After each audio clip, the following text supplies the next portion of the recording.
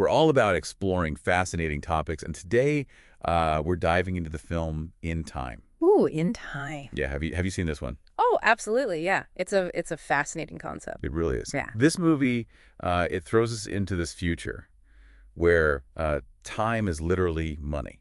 Mm. So your lifespan is displayed on this clock embedded in your arm. Oh, wow. And every transaction, every purchase, everything you do costs you precious minutes of your life. It's like a constant countdown, right? It is. It really is.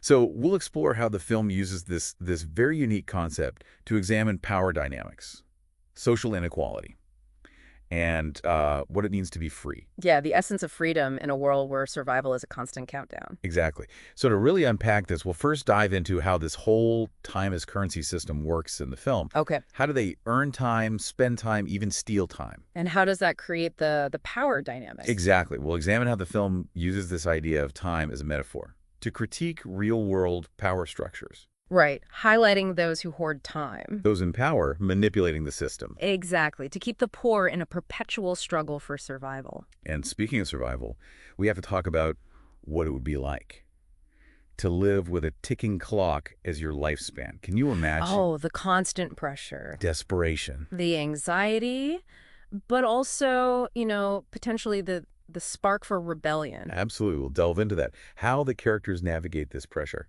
How do they make choices? Yeah. What are their choices even? And how do they fight for freedom? And that fight, it's not just about individual autonomy. It's tied to the physical space in this world. Right, because the film visually reinforces these themes of inequality. Yes, by contrasting the sleek, timeless zones of the wealthy. With the cramped, decaying ghettos where time is scarce. It's a visual representation of that disparity. Absolutely. And that's where movement becomes so important. The act of moving between those zones. They're crossing those boundaries. It becomes a powerful statement, doesn't it?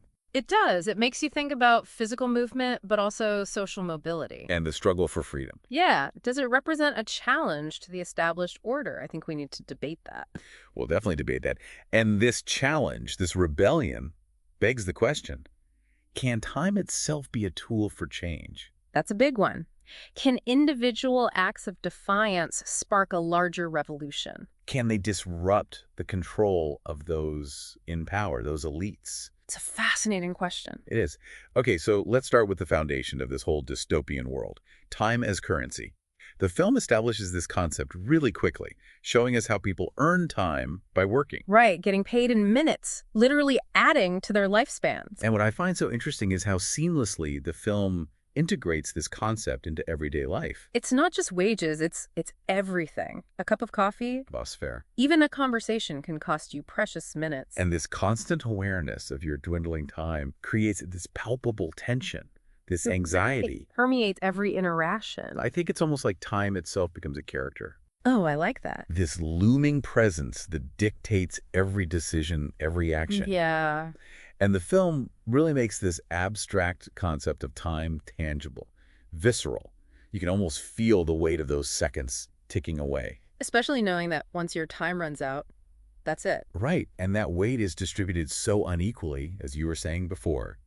The wealthy, with centuries to spare. Living in luxury and extravagance. Time for them is, well, it's a luxury, to be savored. Right, they have all the time in the world. But for the poor, it's this constant scramble, this desperate race against the clock, just to make it to the next day. Just to survive. And the film doesn't shy away from depicting the brutality of this system. You see people literally dying on the street. When their time runs out. Their bodies disappear in a flash of light. It's a stark reminder of the fragility of life. In this world, it's a chilling image. It drives home the point that time isn't just a measure of life, it's a weapon. A tool of oppression. Yeah. Used to maintain the status quo. And those in power, they benefit from that system. Yes, and this leads us to examine those in power, the ones who control the flow of time in this society. The ones who benefit from this inequality. They're not necessarily evil in the traditional sense, but their actions reveal this deep-seated indifference to the suffering of the poor. They've become accustomed to their own longevity, their abundance of time. They've lost sight of its value for those struggling to survive. It's a lack of empathy, almost. It is. And it's this indifference that fuels the rebellion at the heart of the film. Our protagonist, Will. He comes from that impoverished ghetto, where time is scarce. And life is precarious. He's seen firsthand the consequences of this system. He's experienced the loss, the pain. And he refuses to accept it. He wants to fight back.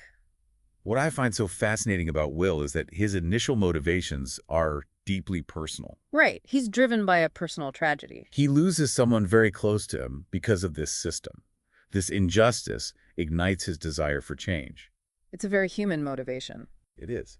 And then we have Sylvia, this young woman from the wealthy enclave. She's never experienced this hardship, this time's scarcity. She lives a life of privilege. But she's acutely aware of the moral bankruptcy of her world. She sees the injustice. So her rebellion is born from a sense of guilt. A recognition of her own privilege. And the unearned advantages she has at the expense of others. So she represents a different side of the fight for justice. Exactly. And the fact that these two characters from such different backgrounds find common ground. It speaks to the universality of the film's themes. Right. It's not just about rich versus poor. It's about human desire for fairness, for dignity, for the right to determine your own destiny. And that brings us to the idea of movement and space as forms of rebellion. Yes, because in the film, the wealthy and the poor are physically segregated, confined to their respective zones. And travel between those zones. It's strictly controlled. It requires a significant expenditure of time, which the poor don't have. And this restriction on movement, it's not just about physical separation. It's about maintaining that social hierarchy. Exactly. The wealthy ensure that the poor remain confined to their designated roles. But Will and Sylvia, their actions challenge this. They dare to cross those boundaries, To move between the worlds of the wealthy and the poor. defying the system's attempts to keep them apart. And each journey, each border they cross, becomes a symbolic act of defiance, a visual representation of their refusal to be confined. They're pushing back against the limitations imposed on them. But these acts of defiance are risky Very risky. because they attract the attention of the timekeepers, The enforcers of the system. those entrusted with upholding the temporal order. And this introduces this whole new layer of tension and danger. Because the timekeepers, they represent the rigid enforcement of the rules. Even when those rules are unjust. Exactly. They embody the dehumanizing logic of the system. The pursuit of order and control at the expense of individual lives. So their presence serves as a reminder of the stakes. The stakes are high. Will and Sylvia aren't just fighting for more time for themselves. They're fighting for the right to live in a world where time isn't a weapon, but a gift. A gift to be shared and cherished. It's a fight for a future where everyone has the opportunity to experience life to the fullest, To connect with others. to pursue dreams. To leave their mark on the world. And that leads us to perhaps the most important question. Can time itself be used as a tool for achieving that change? That's what we'll delve into in the next part of our deep dive.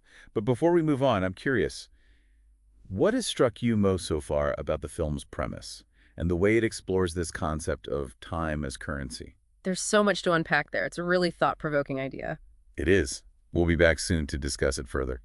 So yeah, picking up on that, the idea of time being a tool for change. I mean, does in time suggest that just redistributing time would solve all the problems? Ooh, that's a good question.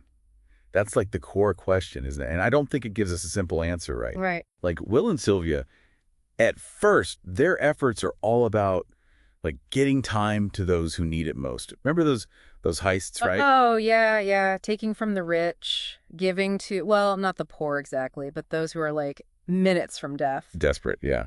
And it's heroic, right? Oh, for sure. But I always felt like it's a bandage on a huge wound. You know what I mean? Yes, it's temporary. Yeah. And the film, it shows that, right? Like the system, it just bounces right back. The timekeepers clamp down harder. The wealthy tighten their grip even more. And the cycle keeps going. So I think it's saying maybe real change, it needs more than just like moving time around. Yeah, it's like we got to change how we think about time, about life itself, you know? It's that underlying consciousness, right? Yes.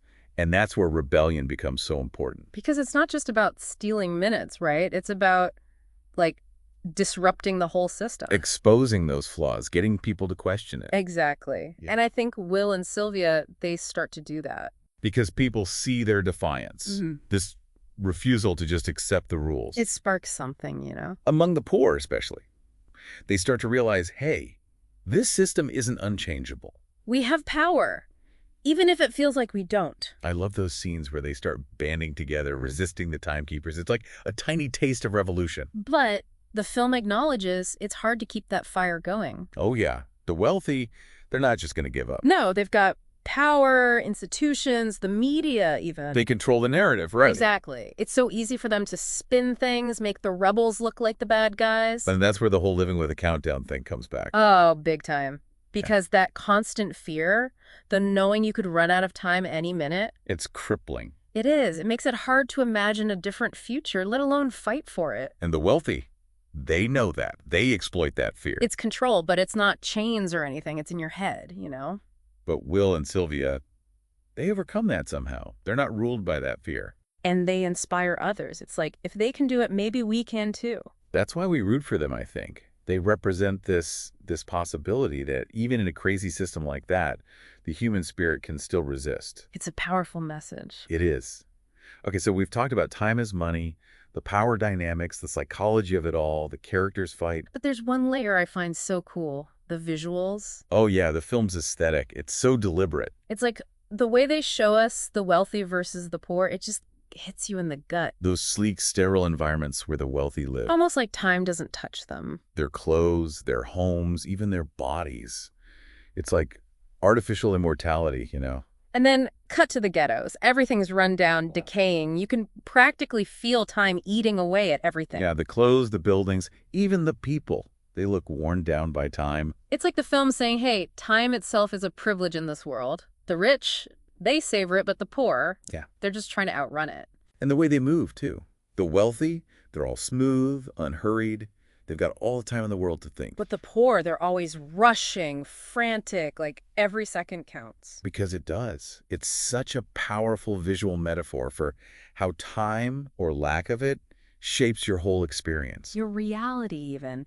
And it gets to that core message about inequality being dehumanizing. Right. It's not just about not having enough minutes. It's about what that does to your mind, your sense of self. It takes away your hope. But even with all that, the film does give us glimpses of hope, right? Oh, yeah. Will and Sylvia, they don't give up.